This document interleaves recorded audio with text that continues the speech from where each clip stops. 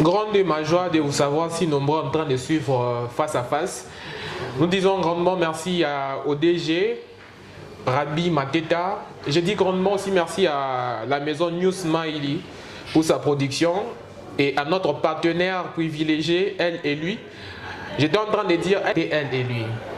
Sans plus tarder, comme vous êtes en train de le voir, je ne suis pas seul, je suis accompagné d'un homme de Dieu, bien à qui j'ai dit Papa Shalom. Shalom, bien-aimé. Papa, je pense que vous allez très bien. Très bien par la grâce de Dieu. Nous sommes honorés par votre présence. Vraiment, je vous en prie. Merci. Ok, merci. Moi c'est le frère Nathan. Ok. Et je pense... C'est du peuple. Ok. Ok. Nous sommes là et nous tenons à remercier premièrement le présentateur de cette émission. Lui, c'est l'homme de Dieu, Nathan, autrement dit honorable. Et nous remercions aussi tous nos téléspectateurs qui nous suivent en ligne. D'une manière ou d'une autre, nous sommes là pour vous. Étant panetier du peuple, nous vous amenons les pains cuits dans la boulangerie céleste pour fortifier encore votre corps, étant donné que la marche est longue. Merci, merci, merci. Avant que je puisse annoncer notre sujet ou bien notre thème de cet après-midi, je me rase que ceux-là qui sont en train de nous suivre, toi qui ne t'es pas encore abonné à notre chaîne YouTube, abonne-toi s'il te plaît pour ne rien manquer. Il y a de bonnes choses qui sont en train de venir, hein, petit à petit. Alors sur YouTube, si vous voulez vous abonner, vous allez justement écrire Nathan Ilunga. Sur Facebook, c'est encore Nathan Ilunga. Sur TikTok, veuillez écrire Nat, juste Nat, et vous allez voir nos contenus qui vont apparaître.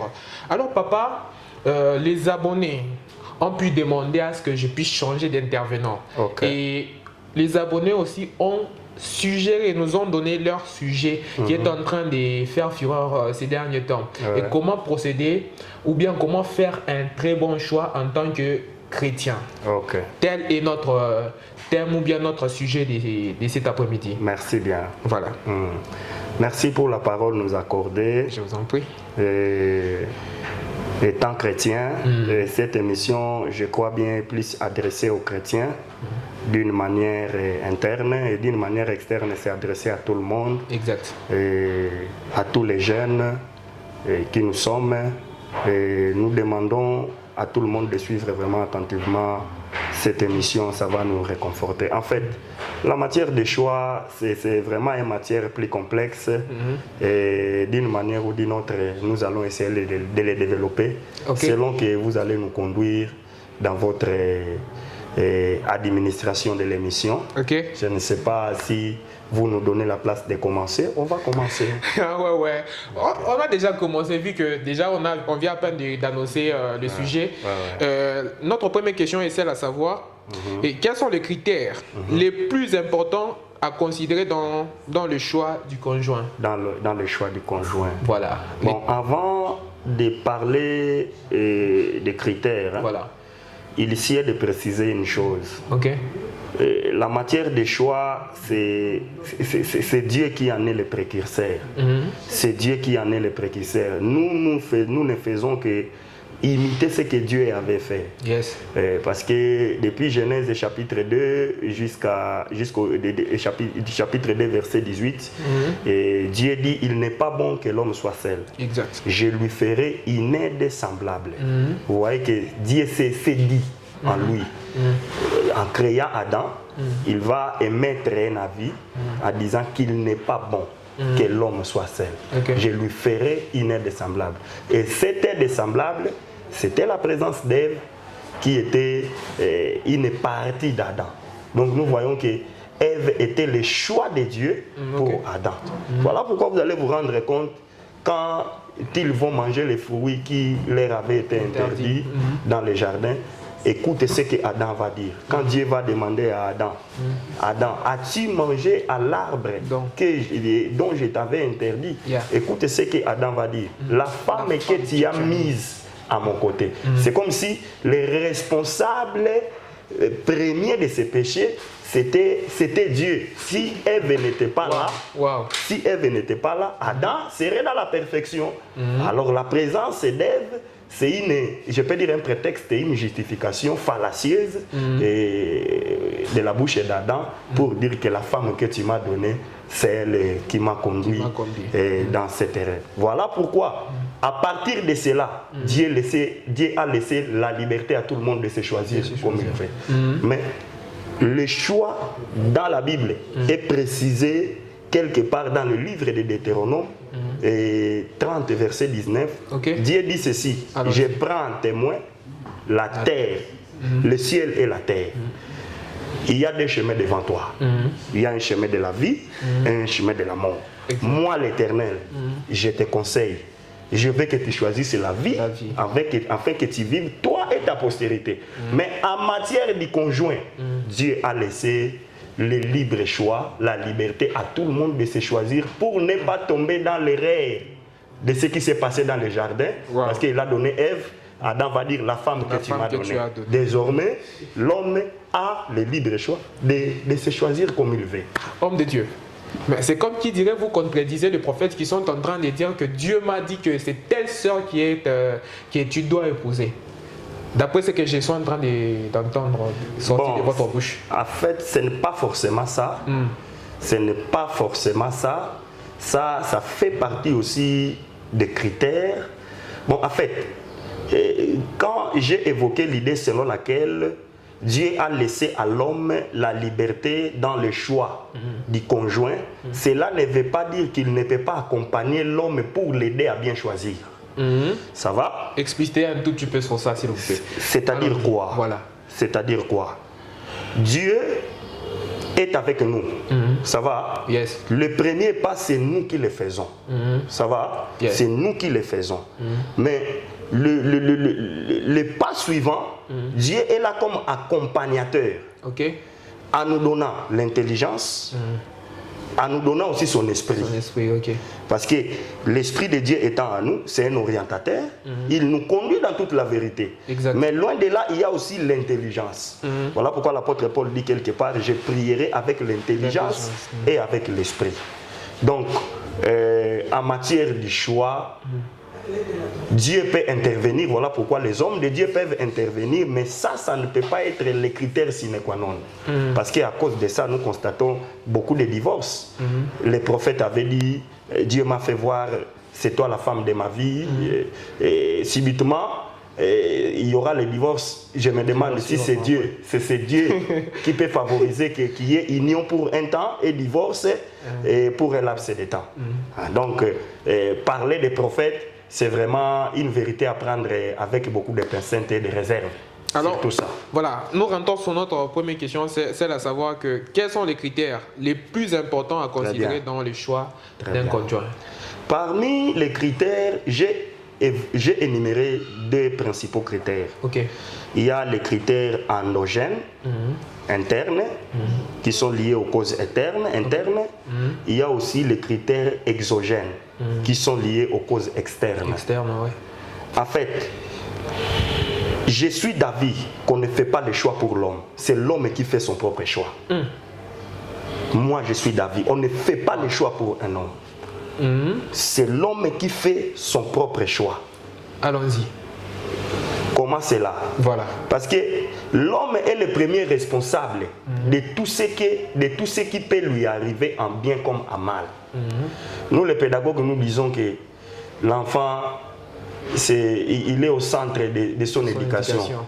Donc, si l'enfant a échoué, on ne peut pas attribuer directement cet échec au maître qui l'a enseigné, mais c'est à l'enfant qui ne sait pas adapter aux normes lui données. Voilà pourquoi il est tombé dans l'échec. Donc, les facteurs sont multiples, parmi lesquels nous énumérons deux. Le facteur endogène, si nous pouvons directement commencer avec les facteurs endogènes, sont liés aux causes internes. Et c'est ce qui importe plus parmi les deux facteurs. Avant de parler des exogènes, je voudrais plus me focaliser sur les causes internes. Les causes internes. Et quand on parle des causes internes, ça, ce sont des causes liées à l'esprit. L'apôtre Paul dit quelque part, je pense bien dans 1 Corinthiens chapitre 7 verset 39. Et je prends sa partie C parce qu'il était en train de parler d'une femme qui venait de perdre son mari. Si cette femme peut encore se remarier, l'apôtre Paul donne son avis. Il dit que cette femme est libre Aussi longtemps que le mari ne vit plus, elle est libre de se marier. Mais j'aime la partie C. L'apôtre Paul dit ceci, que c'est lui ou celle qui veut se marier, qu'il le fasse dans le Seigneur. Ce sont des causes endogènes, qu'il le fasse dans le Seigneur. Donc ici, je suis en train de comprendre que le mariage n'est pas une campagne d'évangélisation. Je conseille, je suis d'avis qu'on puisse rompre même 1000 fiançailles, mais un mariage, c'est plus que l'affaire.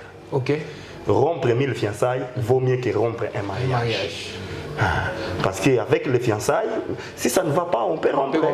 Mais pour le mariage, vraiment, c'est un engagement sacré. C'est jusqu'à la mort. C'est jusqu'à la mort. Donc parmi les facteurs endogènes, le Seigneur en est la base. C'est vrai qu'il n'est pas le premier à faire le choix pour nous, mais c'est nous, une fois que nous avons fait le choix, nous lui associons maintenant. Parce que la Bible dit, avec Dieu, nous ferons des exploits. Ici, ce n'est pas Dieu qui vient vers nous, c'est nous qui allons vers Dieu pour lui dire, Seigneur, accompagne-moi dans ce choix. C'est alors que l'Éternel aussi peut vous accompagner. Voilà pourquoi la Bible dit, quiconque bâtit la maison sans moi, c'est en vain. Donc, quiconque qui peut oser faire quelque chose sans associer Dieu, il peut aboutir à l'échec. Donc, c'est ça les facteurs endogènes. Il y en a plusieurs, les facteurs endogènes. Il y a la vertu, l'apôtre, le roi Salomon, dans le livre des Proverbes, je crois bien Proverbe 23, il est en train de parler de la femme vertueuse. Qui peut la trouver? C'est un don de l'Éternel. Vous voyez que dans les facteurs endogènes, l'Éternel aussi en est la base ou la cause. Donc c'est presque, il y en a plusieurs, pour ne pas perdre le temps, je peux directement prendre les facteurs exogènes. Les facteurs exogènes ne sont pas à négliger, c'est très nécessaire. Les facteurs exogènes, selon même les concepts, ce sont des causes externes.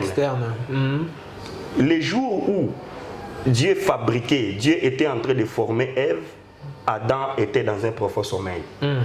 Mais quand Adam s'est réveillé, ayant regardé, il a vu Ève, n'est-ce pas? Il a dit, voici cette fois-ci, l'os de mes os et chair de ma chair. On l'appellera femme. Donc, Dieu a formé à l'absence d'Adam, à l'insu d'Adam, mais Adam, quand il s'est réveillé, il a donné son avis. Allons-y. Il a donné son avis. Donc, on peut te proposer quelqu'un. Si ton avis est contraire, ça, vraiment, en tout cas, c'est vraiment à rejeter. On peut te proposer, on ne peut pas forcer quelqu'un. Tu dois te marier avec celui-là, celle-là, parce que c'est une prophétesse. Tu dois te marier avec celle-là parce qu'elle chante bien. Non. Est-ce qu'il y a eu un voici? Quel est ton voici? Allons-y. Voici cette fois-ci. Donc c'est comme si Dieu avait proposé à Adam. On dirait Dieu avait proposé autrefois. Mais la Bible ne nous présente ni le part où Dieu avait proposé. Mais Dieu présente Ève, dit voici l'os de mes os et chair de ma chair, on l'appellera. Donc la vie d'Adam a été un avis positif par rapport à ce qu'il a vu. Donc pour paraphraser ce que je suis en train de dire, vous allez comprendre, homme de Dieu Nathan, que le facteur exogène, ça fait partie de ce qui attire les yeux, de ce qui frappe les yeux. On ne peut pas dire non, il ne faut pas tenir compte de la beauté. Non, la beauté aussi compte. La beauté aussi compte. Parce que quand on dit le lit conjugal, c'est le corps qui travaille. C'est le corps, ce sont les organes qui travaillent. Pour vous, l'aspect extérieur, elle est tellement importante. Elle est tellement. Dieu lui-même fait allusion à ça. Quand il inspire à Moïse, dans le livre de Genèse, d'écrire que Rachel était belle de figure et belle de taille. Et Rebecca, belle de figure, belle de taille. Donc quand Dieu précise d'écrire belle de figure, belle de taille, il voulait aussi nous renvoyer que les foyers aussi peut être basé aussi sur ça, mais la beauté d'une femme dépend de celui qui l'aime. Moi, je peux donner une appréciation sur Ève, peut-être contraire à Adam. Si Ève a été peut-être merveilleuse pour Adam, peut-être pour moi, Ève, mon Ève, je peux dire, c'est maman Rachel, celle que j'ai épousée. Ouais, C'est maman le que Rachel, j'ai nous te épousé. saluons de partout où vous, vous êtes en train de nous suivre. Hein? Donc la beauté compte. Hein? La beauté dépend de toi qui as aimé. Hein? Donc ni les parents, ni l'entourage n'a aucun avis à émettre sur la beauté de votre femme. Wow. C'est ça. Wow. Parce que la matière de beauté, les gens peut-être ont peur. Il y a certaines personnes qui ont peur de se déplacer avec sa femme. Il part peut-être dans une fête, répondre à une invitation. Il vient seul. Où est ma maman? Il a peur. Hein? Il a peur. Je me demande. De la beauté ou bien de son aspect? De son aspect. Bon, je peux dire la beauté. De son aspect. Voilà. Parce que lui-même se sent complexé. Donc vous allez vous rendre compte que peut-être en matière du choix, il y a eu certaines personnes qui sont intervenues pour forcer à cette personne d'aimer. C'est ça. Donc que la femme soit moins élancée, que la femme soit élancée, que la femme soit brimée, qu'elle soit noire, tout dépend du mari qui a fait son avis. C'est ça. Facteur exogène. Voilà. Donc l'aspect physique, tout ça, ça compte parce que Dieu impose à l'homme de faire quoi? D'aimer. Il dit Marie, aimez vos femmes. Voilà. Or, pour l'homme, aimer dont il est question, ce n'est pas d'abord dans le sens spirituel. C'est ce que l'on voit, ce qui nous attire. C'est pour ça, monsieur.